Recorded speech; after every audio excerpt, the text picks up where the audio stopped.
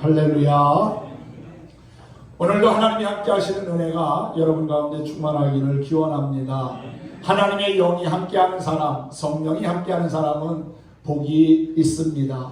죄악된 세상에서 하나님께 붙들림 받으여 성령의 충만함으로 주신 사명을 감당하며 하나님의 마음에 감동을 드리는 저와 여러분이 되기를 소망합니다. 세상에서 가장 좋은 것은 하나님의 영이신 성령이 우리와 함께하는 겁니다. 악한 영에게 사로잡히면 우리의 삶은 피폐해지고 망합니다. 결국 멸망당하고 맙니다. 하지만 거룩한 하나님의 영, 성령께 사로잡혀 살면 우리의 삶에 기쁨이 있고요, 평안함이 있고요, 또한 죄악된 세상에서도 승리하는 삶을 살아갈 수 있습니다. 보혜사 성령께서 지금도 우리 가운데 함께 하심을 믿고 감사하며 살기를 바랍니다. 성령이 함께 하시면 죄악된 세상에서 사건과 사고가 끊이지 않는 이 땅에서 안전한 삶을 살고 평안한 삶을 살아갈 수 있다는 것이지요. 또한 끊임없는 악한 마귀의 유혹과 도전과 시험 앞에서도 무너지지 아니하고 당당히 맞설 수 있습니다. 그러므로 우리는 성령을 사모하고 하나님의 영이 늘 내 안에 역사하기를 간구해야 될 것입니다. 오늘은 매월 마지막 주에 지키는 선교주일로 지키고 또한 성령 강림절로 예배를 드립니다. 우리 교회는 5 교회, 외국에 있는 선교지 5곳과 또 국내에 있는 미자립교회 5교회, 그리고 4개의 기관 등 14개의 교회와 기관을 선교하고 있습니다. 네팔 선교회, 남아공 선교회, 르완다 선교회, 태국 선교회, 몽골 선교회, 그리고 우리 국내에 있는 모도교회, 삼리교회, 배가도교회, 울도교회, 송곡교회, 그리고 월드비전과 영웅발전본부 신호회, 그리고 해피타운이라고 하는 장애인 복지시설, 소중한 사람들, 서울에 있는 무료급식 복지시설 등 여러 곳을 우리가 함께 기도하고 물질로 섬기는 중에 있습니다. 우리의 섬김과 헌신이 그곳에도 놀라운 구원의 역사가 이루어지고 또한 하나님의 복음이 더욱더 강력하게 증거되는 그러한 초석이 되었으면 좋겠습니다. 오순절날 마가의 다락방에 임한 성령의 충만함이 오늘 예배에 참석한 우리의 마음에도 임하는 귀한 시간이 되었으면 합니다. 예수님께서 승천하시기 전에 제자들에게 하신 말씀이 있습니다. 사도행전 1장 4절과 5절에 보면 예루살렘을 떠나지 말고 너희는 아버지께서 약속하신 성령을 기다리라. 요한은 물로 세례를 베풀었거니와 성령께서는 우리의 삶 가운데 선한 역사를 이루시고 또한 우리의 삶에 은혜를 주신다고 그렇게 말씀한 바가 있지요. 여러분, 성령은 받아도 되고 안 받아도 되고 이게 아닙니다. 선택의 문제가 아닙니다. 성령은 반드시 우리가 받아야 되고요. 성령의 충만함을 힘입을 때 우리는 이 땅에서도 하나님의 자녀로서의 당당함을 지켜갈 것입니다. 요한복음 14장에 보면은 예수님께서 그런 말씀을 합니다. 내가 아버지께 구하겠으니 그가 또 다른 보혜사를 너희에게 보내주사 영원토록 너희와 함께 있게 하리니 그는 진리의 영이라. 보혜사는 돕는 자라는 뜻을 가지고 있습니다. 우리를 하나님께서 도와주신다는 거예요. 그리고 영원토록 함께 하실 그 성령을 보내시는데 그분은 불의의 영이 아닌 진리의 영이라고 말씀합니다. 그리고 보혜사 곧 아버지께서 내 이름으로 보내실 성령, 그가 너희에게 모든 것을 가르치시고 우리의 삶에 뭐가 필요한지 뭐가 중요한지를 깨닫게 하시고 가르치시고 또한 주님께서 말씀하신 모든 것을 생각나게 하실 것이다. 성령이 역사하시면 그러한 일들이 이루어지게 된다는 것이지요. 생각나게 하시고 깨닫게 하시고 그래서 하나님의 자녀로서 온전한 삶을 살아가도록 인도해 주신다는 겁니다. 성령은 예수님께서 승천하신 지 열흘 만인 오순절날 성령의 임재를 간절히 믿고 기도하던 사람들에게 임하였습니다. 예수 그리스도를 생명의 구주로 영접하고 성령으로 충만하면 우리는 승리하는 삶의 주역이 될 것입니다. 오늘 제가 여러분들에게 읽어드린 말씀 가운데 이사야 32장 15절 말씀을 다시 한번 같이 천천히 읽어봤으면 합니다. 같이 한번 읽어볼까요? 시작. 마침내 위에서부터 영을 우리에게 부어 주시리니 광야가 아름다운 밭이 되며 아름다운 밭을 숲으로 여기게 되리라. 아멘. 이 말씀의 내용은 예수님이 승천하시기 바로 전에 제자들과 또한 120여 명의 문도들에게 약속해 주신 성령이 오실 것을 주전 750년 전인 이사야 선지자가 활동할 때 그의 입술을 통하여 주신 말씀입니다. 하나님의 말씀은 모두 짝이 있습니다. 구약에서의 예언의 말씀이 신약에 와서 성취되었습니다. 이사야 34장 16절 말씀을 보면은 너희는 여호와의 책에서 찾아 읽어보라. 이것들 가운데 빠진 것이 하나도 없고 제 짝이 없는 것이 없으리니 이는 여호와의 입이 이를 명하셨고 그의 영이 이것들을 모으셨음이라고 했습니다. 결국 그 말씀대로 모든 하나님의 말씀은 짝이 있다는 것이지요. 그래서 오늘 이사야 32장에 예언된 말씀 마침내 위에서부터 영을 우리에게 부어주시리니 하고 예언된 말씀이 사도행전 2장에서 성취된 사실을 확인하게 되는데 이것은 신기하기보다는 오히려 당연한 사실이라고 믿습니다. 이 귀한 예언이 구체적으로 어떻게 성취되었는지 여러분과 함께 나누기를 원합니다. 먼저 우리가 기억해야 할 것은 이 성령을 위에서부터 우리에게 부어주시겠다는 예언입니다. 이 예언은 이사야 선지자뿐만 아니라 요엘 선지자를 통해서도 말씀하신 바가 있습니다. 요엘서 2장 28절과 29절에 보면은 그 후에 내가 내 영을 만민에게 부어주리니 너희 자녀들이 장래일을 말할 것이며 너희 늙은이는 꿈을 꾸며 너희 젊은이는 이상을 볼 것이며 그때에 내가 또 내 영으로 남종과 여종에게 부어줄 것이며 라고 했습니다. 내 영이란 하나님의 영, 즉 성령을 의미합니다. 오순절 때 오신 성령은 하나님의 영이십니다. 이 영은 땅에서나 바다에서나 또한 공중에서 온 것이 아니라 위로부터 오신 영, 하나님께로부터 온 영이라는 사실이지요. 거룩한 영이요 진리의 영입니다. 하나님의 영이신 성령은 하나님의 형상으로 지음을 받은 사람과만 관계하십니다. 여러분 개나 고양이가 성령 받았다는 말 들어보셨습니까? 목사님 집에 사는 개도요 성령 받지 못합니다. 짐승은요 절대 성령과 관계할 수 없어요. 왜냐하면 하나님의 영을 다른 피조물에게는 부어주신 적이 없기 때문에 그렇습니다. 사람과만 교통하시고 사람에게 은혜 주시고 사람에게 성령을 충만히 부어주셔서 죄악된 세상에서 하나님의 자녀다움을 지키며 살아가게 하신다는 사실입니다. 그 사실만 생각해도 얼마나 감사한 일입니까? 세상 우주 만물을 창조하신 그 하나님께서 성령으로 사람과 관계하시고 성령으로 영원토록 함께 하신다는 거예요.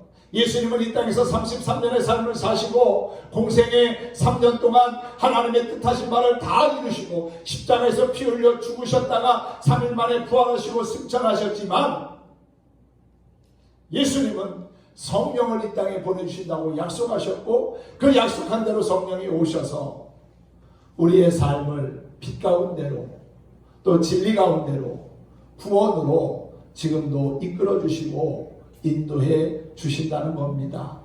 앞서 말씀드린 것처럼 악한 영에게 사로잡히면 그 인생은 망하지만 성령 하나님께 사로잡혀 살면 평안하고 안전하고 행복한 삶의 주인공이 되리라고 믿습니다. 그러므로 여러분 성령 받기를 사모하기 바랍니다. 성령의 사람이 되기를 간절히 기도할 수 있기를 소망합니다. 여러분 빗물을 받으려면요 빗물 받을 그릇을 준비해야 합니다. 그리고 그릇을 바로 놔야 원하는 만큼의 빗물을 받을 수 있지요. 빗물을 받겠다는 사람이 그릇을 뒤집어 놓고 있으면 어떻게 되겠습니까? 비가 많이 와도 빗물을 받을 수가 없습니다. 그릇을 바로 놔야 된다는 것이고요. 또 그릇을 바로 놨다 할지라도 그 그릇 안에 다른 것이 가득 차 있으면 물을 받을 수가 없습니다. 그릇을 비워야 되잖아요. 불필요한 것들을 비워야 그 그릇에 물을 받을 수 있습니다. 그릇을 바르게 준비한다는 것은 간절하게 사모한다는 것을 의미하고요. 그리고 그릇에 불필요한 것들을 제거한다는 것은 회개를 의미합니다. 내 마음의 그릇을 하나님 앞에 바로 놓고 그리고 내 마음속에 자리 잡고 있는 불필요한 것들, 죄된 요소들을 다 끄집어내고 다 정리하고 그리고 하나님의 도우심을 의지하고 사모하다 보면 하나님의 거룩한 성령께서 우리 안에 찾아와 주시고 임재하시고 또한 우리의 삶에 부족한 부분들을 채워주시고 깨달음을 허락해 주실 줄 믿습니다. 죄 때문에 우리가 하나님의 은혜에서 멀어지는 경우도 있고요. 또한 내가 회개하지 않는 것 때문에 결국은 하나님이 예비하신 축복과 관계없는 삶을 살아갈 때도 있습니다. 시편 66편 18절 말씀을 보면은 내가 나의 마음에 죄악을 품었더라면 주께서 듣지 아니하시리라 그랬어요. 죄된 것이 내 마음속에 자리 잡고 있으면 하나님께서 우리의 삶을 통하여 선한 역사를 이루시기가 어렵다는 얘기입니다. 내 마음속에 죄를 가득히 채워놓고서 성령을 받으려고 노력하고 사모하는 것은 마치 그릇에다 다른 것들을 가득 채워놓고 빗물을 받으려고 하는 것과 같은 것이라는 사실이지요. 악한 것은 더럽고 지저분한 것을 좋아합니다. 그래서 귀신은 무덤가에서 역사하고 또한 사람을 괴롭게 하기도 하지요. 하지만 성령은 깨끗한 것을 원하시고 요구하십니다. 우리가 죄에서 돌이키고 하나님의 은혜를 사모하며 살기를 원하십니다. 그러므로 우리의 마음의 그릇을 회개와 고백을 통해서 깨끗이 해놓고 기다리기만 하면 믿음으로 주님을 사모하면 어떤 사람에게도 성령이 임하시고 함께 하실 거라고 믿습니다. 또한 오늘 말씀에 보면은 광야가 아름다운 밭이 된다고 하는 예언이 성취됩니다. 이 말씀은 성령을 받은 결과를 시적으로 묘사한 것입니다. 우리 마음의 그릇을 회개와 고백을 통하여 깨끗이 비워놓고 그것을 바로 세워 사모하기만 하면 성령께서 우리 안에서 역사하기 시작하시는데 그 결과는 광야가 변하여 아름다운 밭이 되는 놀라운 은혜를 누리게 된다는 것입니다. 광야라고 하는 곳이 어떤 곳입니까? 나무도 없고 풀도 없고 또한 곡식도 자랄 수 없고 물도 없는 불모지입니다. 그 대신에 흙먼지와 전갈과 불뱀이 있는 곳입니다. 인간에게 꼭 필요한 것은 없고 있어도 소용없고 있으면 손해가 되고 화가 되는 곳만 있는 곳이 바로 광야라는 거지요. 예수님께서는 바로 이 광야에서 시험을 받으셨습니다. 이 광야는 요단강 양편에 위치하고 있는 거칠고 삭막한 곳입니다.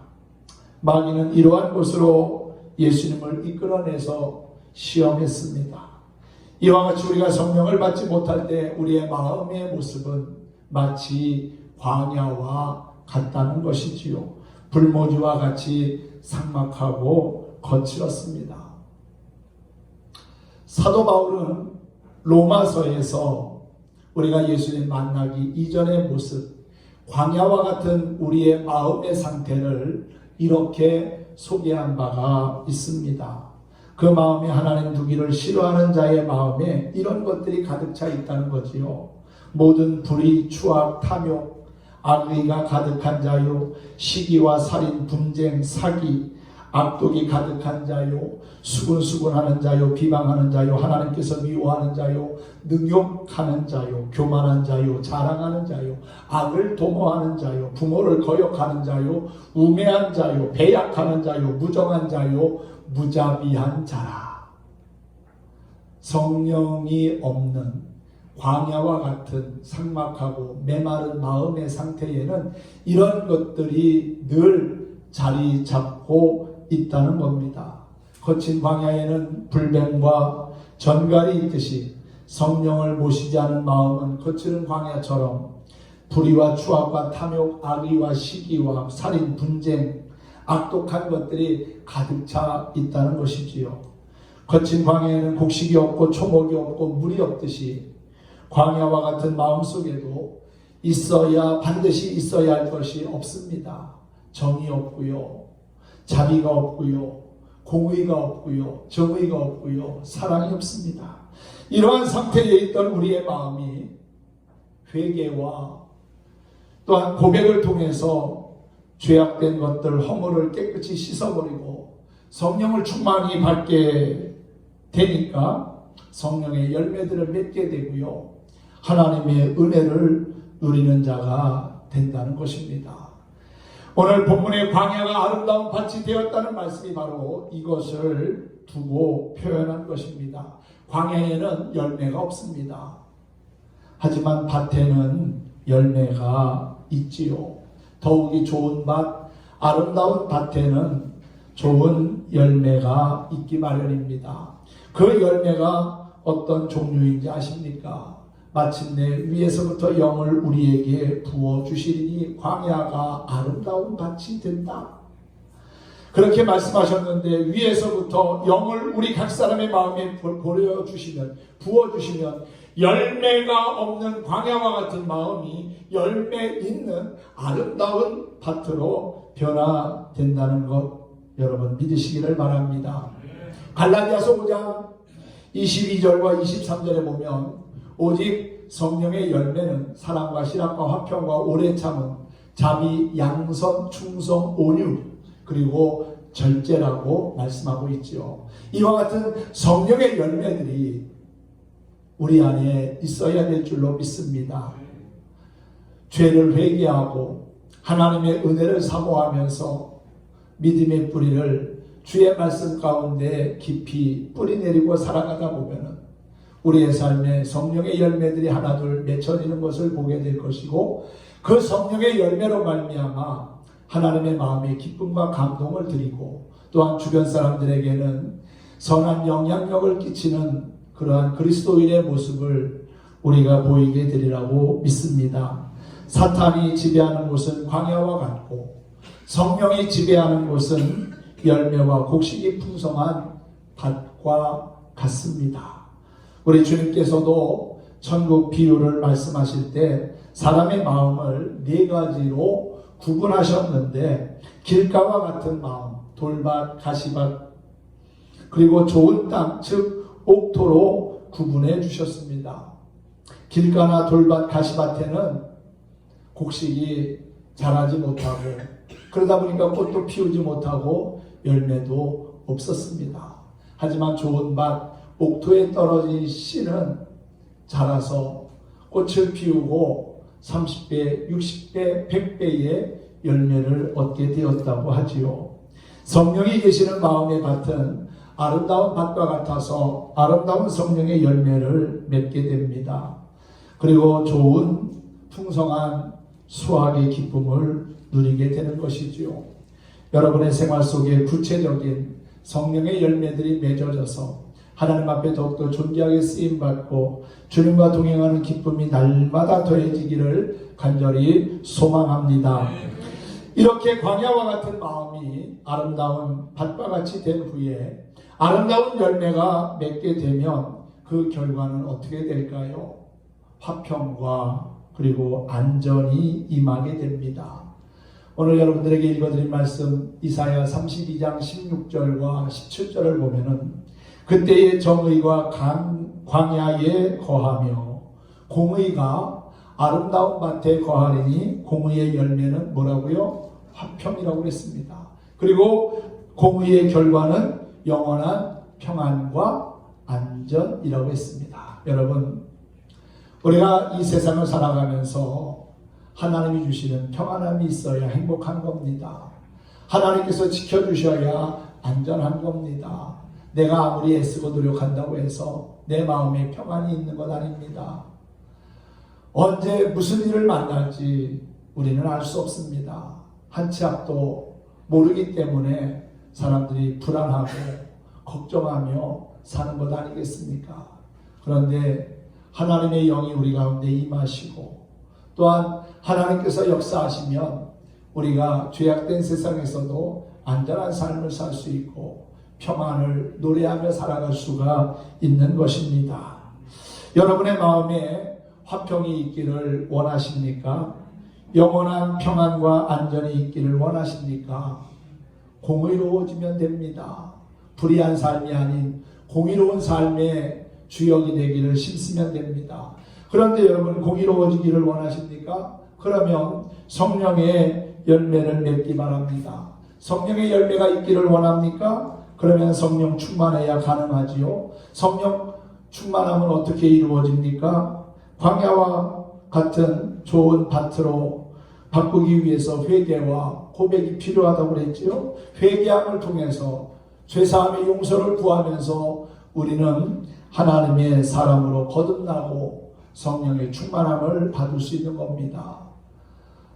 베드로가 성령의 충만함을 받고 오순절 마가의 다락방에서 성령을 체험한 후에 복음을 선포하니까 3,000명이 회개하고 돌아오는 역사가 있었습니다. 베드로가 설교한 건 다른 것 아닙니다. 여러분 죄사함을 얻게 하는 회개를 하십시오. 그리고 예수 그리스도를 구주로 영접하십시오. 당신들이 십자가에 못 박아 죽였던 그분이 바로 우리가 그토록 기다렸던 메시아였습니다. 그리스도였습니다. 그분을 믿음으로 말미암아 구원함을 얻습니다. 우리가 어떻게 해야 구원을 얻습니까? 회개하고 성령을 받아야 합니다. 그랬지요. 사랑하는 성도 여러분, 회개와 고백을 통해서 우리는 하나님의 은혜를 입을 수 있고 성령의 충만함을 경험할 수 있는 것입니다. 공의로워진다고 하는 것 자신의 노력과 수양으로 되는 것 아닙니다. 만일 자기의 노력으로 의로워지려고 하는 사람은 불에 탄 숯을 가지고 씻고 또 씻어서 시게 하려는 자와 같습니다. 죄를 고백하기만 하면, 회개하기만 하면 성령을 충만히 받게 되고 성령 충만하면 결국은 우리는 하나님의 백성으로 의로운 삶을 살 수 있는 겁니다. 요한일서 1장 19절에 보니까 만일 우리가 우리 죄를 자백하면 저는 미쁘시고 의로우사 우리 죄를 사하시며 모든 불의에서 우리를 깨끗게 하실 것이요 그랬습니다. 주님이 우리를 깨끗게 하셔야 우리는 깨끗한 존재가 되고 의로운 자가 되는 겁니다. 모든 불의에서 우리를 깨끗게 하시는 것이 하나님이 해주시는 일이지 힘써서 내가 노력해서 되어지는 것은 결코 아니라는 겁니다. 그 아들 예수 그리스도의 피가 우리를 모든 죄에서 깨끗게 하셨고 자유케 하셨고 영원한 생명의 길로 나아가게 하신 겁니다. 신령한 자, 영의 사람이 되면 말씀을 사모하게 되고요. 또한 기도의 능력을 얻어 삶이 풍성해지는 것을 볼 것입니다. 남이 알지 못하는 평화를 알게 될 것이고요. 남이 모르는 기쁨을 보게 될 것이고요. 남이 모르는 만족을 보게 될 겁니다. 성령이 내 마음에 임하시면 광야와 같이 거칠고 삭막한 우리의 마음이 변하여 기름진 땅 옥토처럼 됩니다. 아름다운 열매를 맺게 됩니다. 그 결과로 내 마음이 의로워져서 화평과 또한 기쁨과 안전이 있게 되는 것이지요. 오순절날 마가의 다락방에 임했던 그 성령의 충만함의 역사가 21세기를 살아가는 우리의 삶 가운데도 임하여서 세상의 빛과 소금처럼 우리가 살아가고 또한 하나님의 구원의 역사를 선포하면서 복음의 사람으로 쓰임받기를 소망합니다. 성령 받아야 우리가 하나님의 일꾼으로 영혼을 살리는 일에 쓰임받을 수 있는 겁니다. 우리 천재중앙교회가 여러 교회를 또 기관을 선교할 수 있는 것도 성령이 함께 하시는 은혜를 여러분들이 누리고 있고 경험한 결과라고 믿습니다. 성령 받아서 하나님의 은혜를 감사하고 주신 은혜를 끊임없이 나누고 흘려보내다 보면은 우리의 삶을 더욱더 아름답고 풍성케 하시는 주의 은혜를 보게 되리라고 믿습니다. 오순절 마가의 다락방에 불같이 그리고 바람같이 임한 성령의 역사가 저와 여러분 모두에게 충만하게 임하여서 하나님 나라 가는 그날까지 주의 은혜로 승리하기를 간절히 축원합니다. 축복합니다.